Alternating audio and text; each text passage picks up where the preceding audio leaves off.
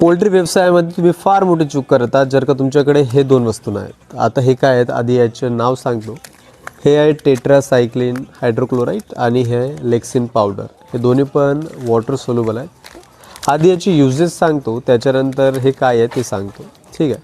तर याचे युजेस आहेत, तुमच्या कोंबड्यांना कोणत्या पण प्रकारचे छोटं मोठं आजार असेल, जसं त्यांना सर्दी झाली असेल, आपले पीक फुलवत असणार, काही खात नसणार किंवा रक्त हगवण वगैरे करत असणार, ह्या गोष्टीसाठी हे टेट्रासायक्लिन पावडर तुम्ही पाण्यामध्ये मिक्स करून आपल्या संपूर्ण पिल्लांना देऊ शकता.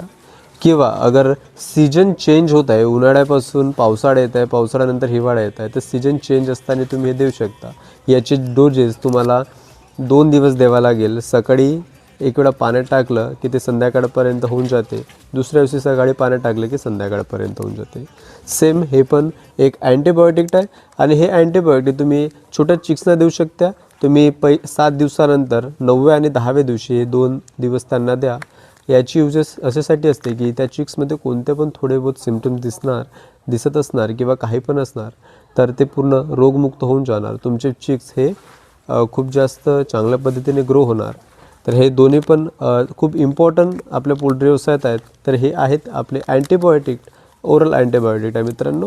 आणखी काही माहिती असल्यास तुम्ही मला मेसेज करू शकता, कमेंट करू शकता. आपण लवकरच भेटूया नवीन व्हिडिओसोबत. तोपर्यंत धन्यवाद.